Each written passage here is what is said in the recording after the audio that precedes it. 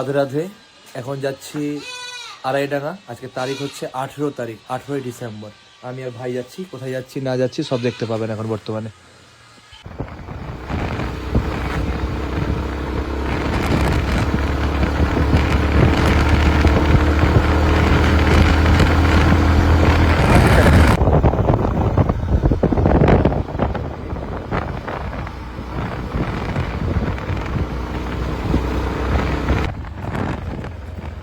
এটা হচ্ছে স্ট্যান্ড। এখান থেকে সোজাসুজি চলে গেল মূর্ছা এবং কোকলামারি রাস্তা, এই দিকে চলে গেল।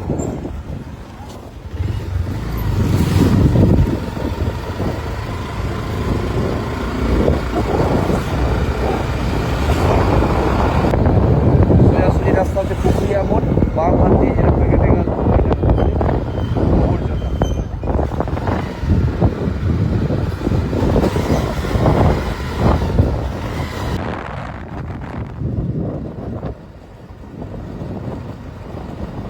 এটা হচ্ছে গোবরজোনা কালী মন্দির, যজ্ঞের স্থান। গোবরজোনা কালী মন্দির, পাশে হচ্ছে শিব মন্দির।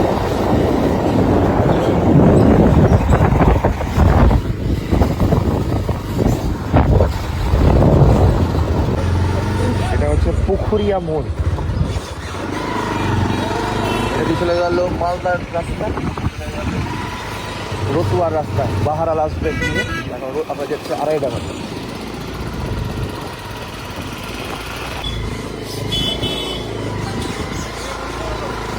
আড়াইডাঙ্গার পথে ঢুকলাম। লোকনাথ ভাইয়ের বাড়ি। এই যে লোকনাথ ভাই, আর তার বাড়ি সুন্দর করে হচ্ছে, দেখতেই পাচ্ছেন, দারুণ হচ্ছে বাড়িটা।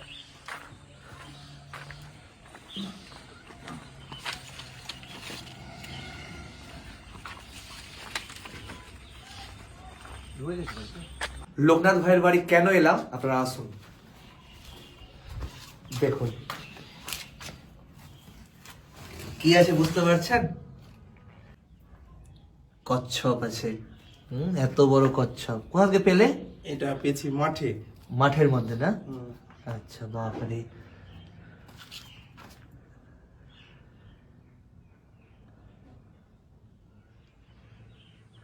এটাকে কি করবে এখন? এটাকে ছাড়তে হবে নদীতে। নদীতে ছাড়বে না? খুব ভালো ডিসিশন।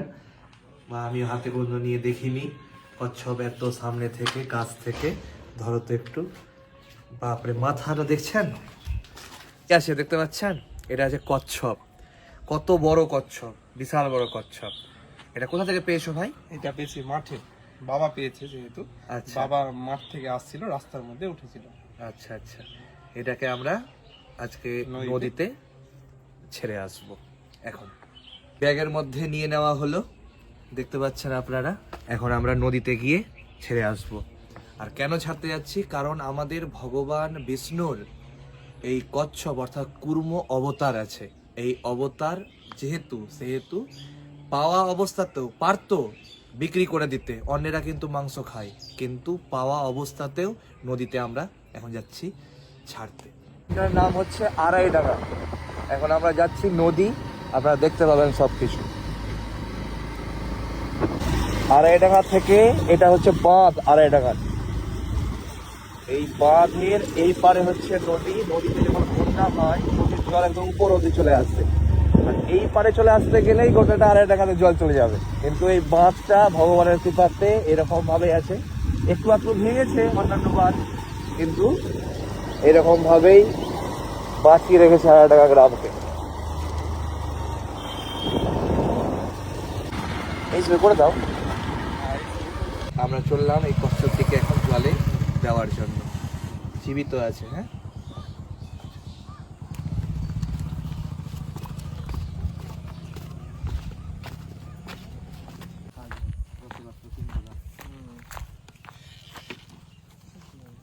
এখন বর্তমানে এই কচ্ছপটি জলে বিসর্জন করবে আমাদের লোকনাথ ভাই। লোকনাথ ভাইয়ের বাবাই এই কচ্ছপটাকে কিন্তু মাঠ থেকে পেয়েছিল। সে চাইতে গেলে পারতো এটাকে বিক্রি করে দিতে, তবুও কিন্তু সে সনাতন ধর্মের রক্ষার্থে এটাকে বিসর্জন করবে। হ্যাঁ, চলো চলো চলো।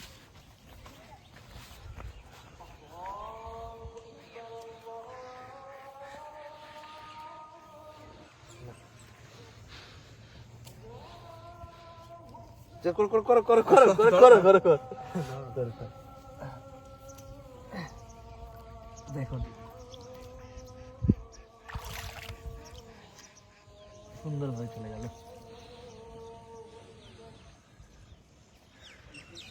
রাধে রাধে। আমরা এখন জলে দিয়ে এখন যাচ্ছি লোকনাথ ভাইয়ের বাড়ি। দেখুন প্রাকৃতিক পরিবেশটা কত সুন্দর। এখানে আড়াইডাঙ্গার যারা আছে স্থানীয় বা আশেপাশে গোসাইপুর গোবর্জনা মানুষরা এখানে বিকালবেলা এই সময় এই যে জায়গাটাতে বসে থাকে, বসে আড্ডা দেয়। খুব ভালো একটা মনোরম পরিবেশের মধ্যে বসে থাকে। ঠান্ডার দিনে ঠান্ডা খুব লাগবে এইসব জায়গাতে, আবার খুব ভালো কাটে।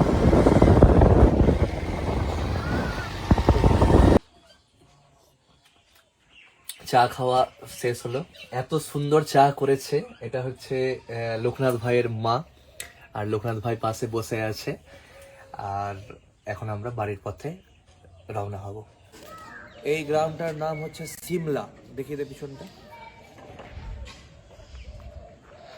আর এখানে একটা বাড়ি ছিল, এখন বর্তমানে ফাঁকা হয়েছে। অনেকদিন পরে আসলাম এই জায়গাটাতে, ওই জন্য অনেক কিছু নতুন নতুন লাগছে। একটা বাড়ি হচ্ছে পেছনে, আর এটা হচ্ছে সঙ্গীতদার বাড়ি, সঙ্গীতদারের ছেলে, ওটা হচ্ছে স্ত্রী।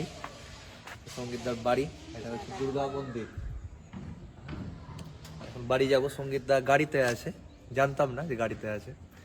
এখন বাড়ি এলাম, এখন ভিডিও করতে বসবো। রাধে রাধে। এখন বাজছে 12টা 51। এই সময়টাতে আমার ভিডিও করা শেষ হলো।